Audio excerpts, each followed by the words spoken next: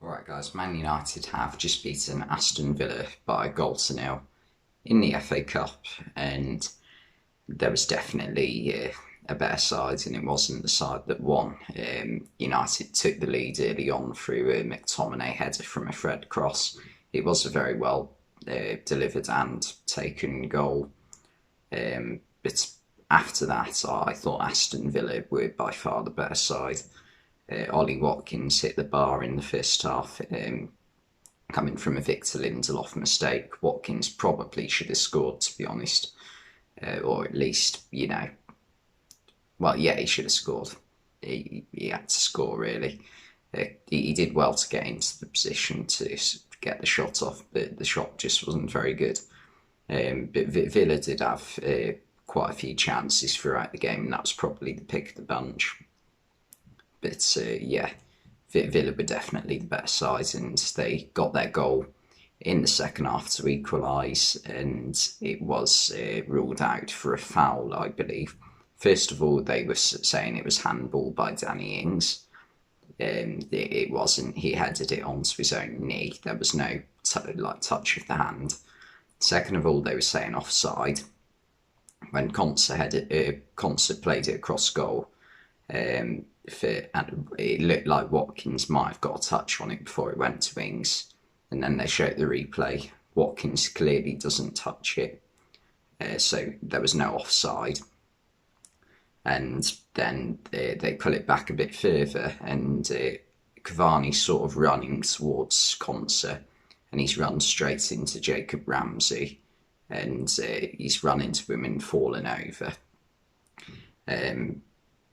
For me, that's not a foul because Ramsey hasn't actually moved.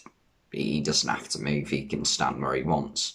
It's Cavani's job to get around him, I think. But when it's like that, especially, definitely not a foul for me. So for me, Aston Villa's equaliser by Danny Ings should have stood. That's my personal opinion on the rules and how they're interpreted.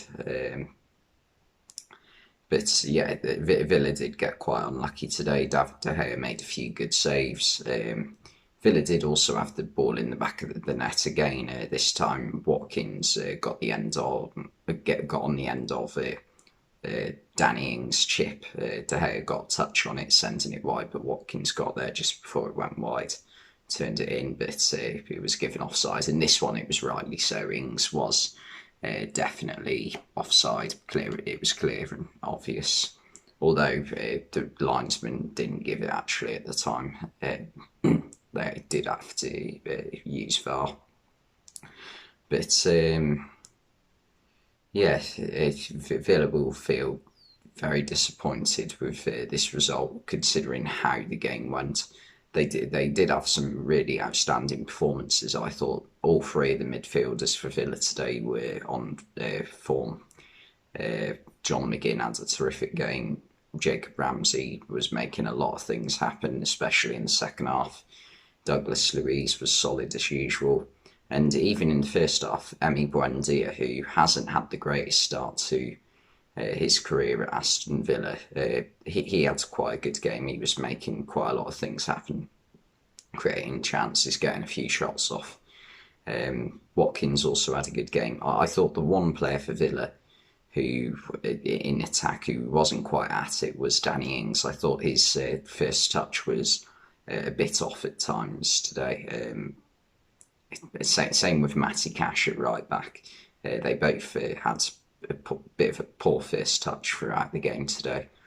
But for United, it was another performance where they've won, but it's not a win they'll feel great after, because they got their goal. But out of the four players they had up front in the game, Greenwood, Rashford, Fernandes and Cavani, they really didn't do much. I thought Rashford, again, just failed to impress. Same with Greenwood, to be honest. I think we're giving a lot of stick to Rashford lately. And I mean, fairly, I think it's fair enough because he isn't playing well. But also, I think a lot of people are failing to recognise that Greenwood is at the moment, performing just as badly, in my opinion. Bruno didn't have a great game today, although I think Bruno has been overly criticised this season. I still think he's been reasonably good. And Cavani just wasn't quite in it today, but Cavani usually puts in a good performance for United, so you can let him off having one bad game. I thought United's best attacking player was actually Anthony Elanga when he came on for the last part of the game. He was the one who looked like he was going to make something happen. He put a few crosses in the box, and had Cavani not been taken off, it could have resulted in a couple of assists for Elanga. You never know. But, at least he wanted to make something happen, which is more than you can say for Rashford and Greenwood today, I'm afraid.